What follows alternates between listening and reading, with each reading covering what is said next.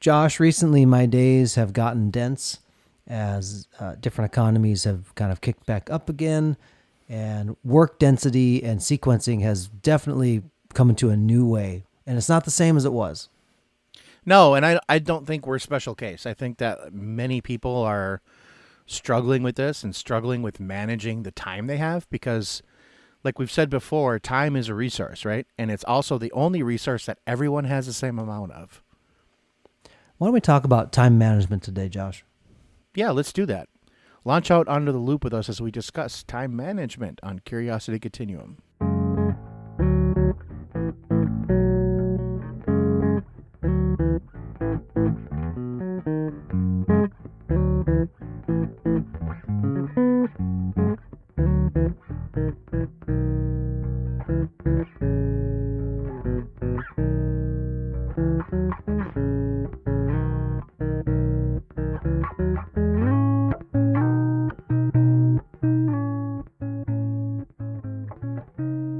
Hey everybody, this is Brian. And this is Josh.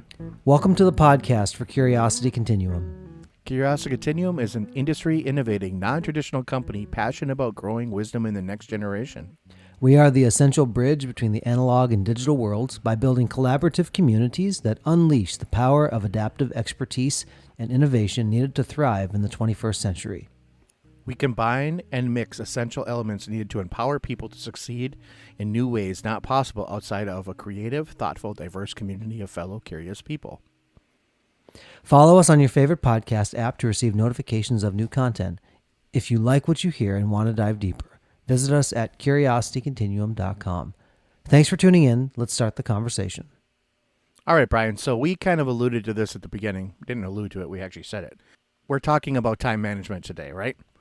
And Yes. all the ways it's changed and all the ways that we do time management. And maybe people can kind of, I would hope that they would kind of share their expertise with this and also kind of share their struggles with it too, huh? One of the tricks with time management is allowing yourself a flexible structure. Now, for people who are really productivity experts, they're going to talk about you really single focusing on certain tasks. I'm not talking about a focus issue. What I'm talking about is allowing the variance in your time. Now, right off the bat, you're going to say, now, Brian, I thought this was going to be managing time. But here's the deal. And this is where I'll use the example of taking my children to school, for example. There's a certain amount of time it takes depending on the time of day, the day of the week, sometimes how much coffee my son tried to drink before he went to bed, which was not a bright idea, and it drug him behind. With time management, I think the first thing people need to do is that you can't cut it so razor tight that you don't allow human variances to happen. I don't mean it takes me 15 minutes to get there. I'm going to give myself 5 hours of time. No, but that's important, though, to leave a variance, because if you do pack it so tight, and a lot of people do, just remember that you're not going to get everything done in your day. There's going to be casualties. Like you're going to have 20% of that just not happen. So just be aware of that. Like if you don't build in some flex time, it's just not happening. You know, what I started to do also was actually when I eat my meals as much as I can, I stop working. And yes, yeah. Oftentimes I can cook something. I might even look at email while I'm cooking. Sure. If I'm at home, working from home. And then I will try to keep doing things while I'm eating. And what I've tried to really force myself to do is put in the time just to chew my food, let it sit for a moment, and just then go back to work. It really helps. When you're doing a lot of digital work, It's kind of easy to keep going, but it really is counterproductive. Well, the thing with digital work and that kind of work too, like office work, is if you don't, any work, I really feel, if you don't take that break, you're just spreading yourself thin. People aren't made just to continuously, just constant. You're going to think you got more done than you really did. Your work quality will suffer. Especially you won't retain a lot of what you're doing, especially during your lunch period, because you're eating. I've found that during my lunch, I do kind of the same thing. I like to put the phone down even, and just kind of for at least 15 minutes of my lunch, I'm just kind of eating my food and just looking outside or doing something like that. I find that it really is a restful kind of thing.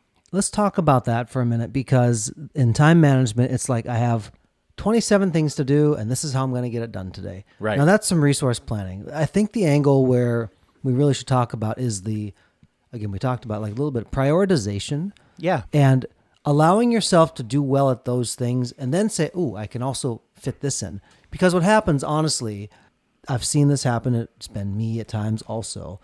I try to build in enough time, managing the time, so that there are those pockets of rest in between. Sometimes you'll see that if it's just a meeting, I'm talking for an hour, and I might push my next start 15 minutes. Why? Because I need the brain break to go out and do it. So with time management, more than like, this is exactly how the Jenga puzzle fits together. Although if I push this one, everything else is going to fall apart. Now, I had this guy who I was trying to meet with. He was the notorious rescheduler and all the things. Eventually, I just got tired and shagged out from it, to be quite honest. It was like it moved a day. It moved forward an hour. It moved back 2 hours. It moved another day. And it happened 6 times before you got a chance to meet with him. And so it just became a little bit burdensome to try to make that work because he was managing his own time. Right. But when you work with people and you work on a team, Yeah. there's other time management trying to happen there, right? Yeah. So I think we should talk about that a little bit. Like, if you are on a team or if you are working with others or if it's not just you, you do need to build in the flexible part of your day. Like, you need to say, okay, well, if this guy's going to meet, I should not have so many things packed up before it that that if one thing happens wrong, that I'm going to just totally like bork the whole day, you know? Like, I'm just going to say, I'm going to just say, okay, well, I got to push my meeting with Brian. Now, if you are a person that pushes meetings, hey, stuff happens, things happen. Make a mental note of it and write it down, do something, because don't push that meeting with that person the next time. I have done that. Like, always, if you're going to push one meeting, don't push 2 in a row. And, I mean, it's different to reschedule. Like, if you can call somebody and say, you know what, can we do this a little earlier or can we do it a little later? And if you're several days out, like, try not to do it, like, 20 minutes before the meeting, And Brian and I have done this to each other before, but that's kind of a different thing. But in a work environment, it's kind of like, okay, I think we need to actually take this seriously, right? Yeah. Well, I mean, look, for our relationship, 30 plus years of spending time together, like there's some latitude there's stuff to that do happens. a little bit more. Especially stuff like for example, like when we record, we do usually in the evening. And sometimes I've had a bad day or Brian's had a bad day or one of his kids say, hey, I've got this thing going on. And we're like, okay, let's just reschedule, Yeah. There's a failure of time management on my part to go, and then I need to build in 25 more minutes to make sure I change clothes and look presentable before I go to this exactly thing or something, There was I'll tell you another story. There was this guy another guy I tried to meet, not different guy, years ago, and met with him a couple times. It was actually like a very good lunch. Like I really enjoyed it. Got a chance to learn more about him. And sure. We never were going to do like direct business together, but it was really a good way to compare notes and for me to learn. Then what happened is I showed up at lunch 3 different times. And I texted the guy. I called him and said, like, you showing up? He goes, oh, man, I totally forgot. And this guy looked embarrassed at me because we were in the same circles. And then when he basically stood me up 3 times in a row, I go, I ain't doing this no more. What happened is you're not checking it. Now, look, I did this the other day. I had a coaching client, and it was supposed to be, it was an ad hoc session. And I thought, well, it's like Zoom. Because that's how a lot of times with this, I'll do Zoom because it's convenient to kind of broadcast from wherever, and they can broadcast from wherever it's convenient for them. And we still have that connect. I still talk with people in person, obviously. My gosh, if I didn't look at the calendar and go, oh my crapness, I'm supposed to be at this location, and I apologize to him. And I comped some time for him, so it all worked out well in the end. But, and that's different too, though, because it's different. Yeah. Now, we probably at this point in the podcast, you probably think Brian and Josh are some of the most disorganized people, but we're actually calling out the times when it's happened to us or we've done it. Generally speaking, Josh and I have always been conscientious about showing up early, keeping commitments, and being cognizant. We say we're going to do something, we do it. Yeah. And that's where the graciousness kind of comes in, because it's like we know that 90-something% of the time it's going to work just the way that we expected it to. Now, I was helping a friend of mine who was a photographer at this company I was working at the time. And this was actually every meeting in this company I was always running 20, 30 minutes late. And so when I asked the executives to come in for their headshots, because I was in the marketing department at the time, I'm like, these homies aren't going to show up. I'm going to be sitting here. And lo and behold, they showed up all together like 10 minutes early, dressed for it. I looked at them and I said, because they're former military, I said, you guys showed up on time. He goes, of course we know how to show up on time. I'm like, but every meeting is late. They go, look, when you're in the military, you learn how to show up on time, because if you don't, you're really going to pay for it. And so I think what was interesting is the context was the internal meetings would kind of be willy-nilly. But when it was the photographer and that time was hers, An external commitment. Yeah. they held to it. Yeah. And they all showed up the way they needed to. And this was a casual workplace, so it wasn't like you came wearing suit and tie. Like they had to bring it. They had to prepare it. I actually learned some things about lighting that day and holding the reflective thing I think it's the best boy is the term for it. And just, okay, this is really cool. And I learned what that was. And also to take instruction well so that the person who was running that show could help manage their time as well. They knew how to get it. And so some of that, honestly, in listening to other people manage their time, is taking the direction well so that everything can run smoothly. Yeah, that's a good point, Brian. It's also a good point, I think, like when you build in that time, like time management and the beauty of it isn't always when it goes right? It's when it goes wrong and you're able to still do the work. And Yes. I think that's part of what I want to kind of focus on in this podcast. And that's why I think we were talking about building in the flex time, because a lot of people don't do that.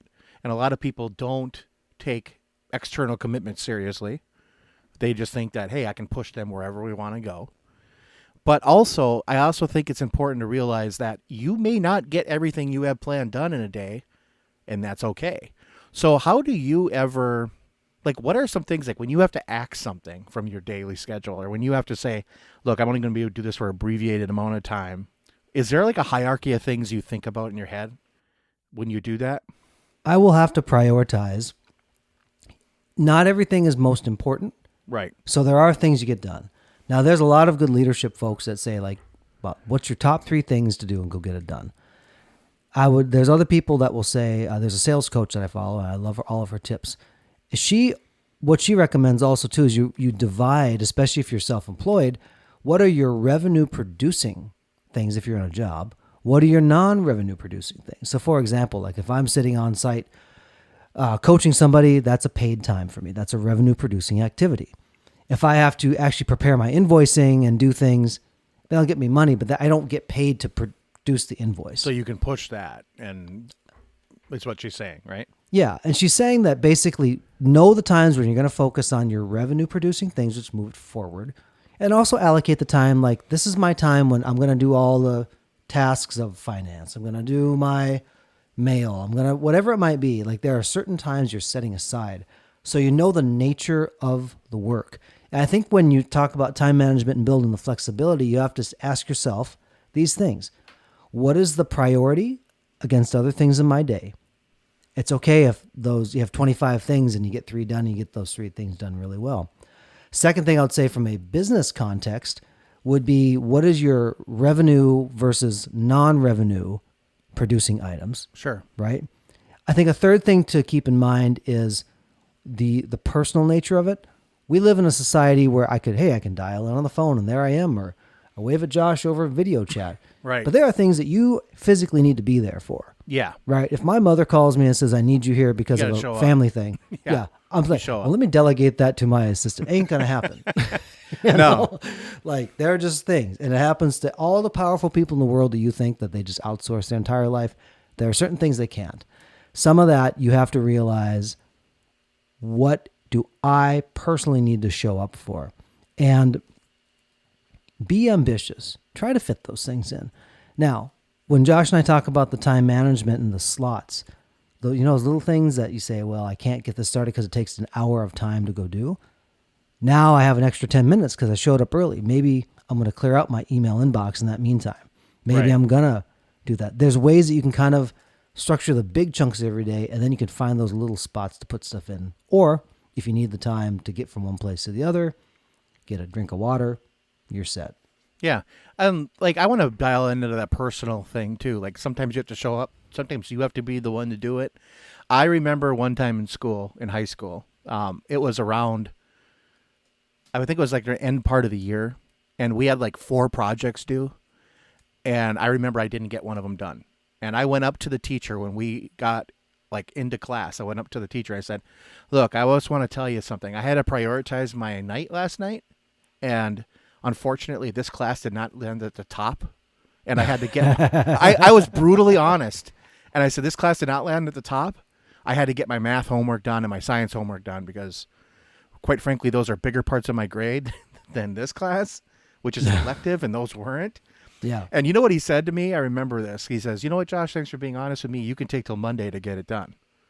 And then there was a whole bunch of people who were like, hey. You know? And he's like, he goes, okay. He goes, I understand you guys we ask you to do too much sometimes.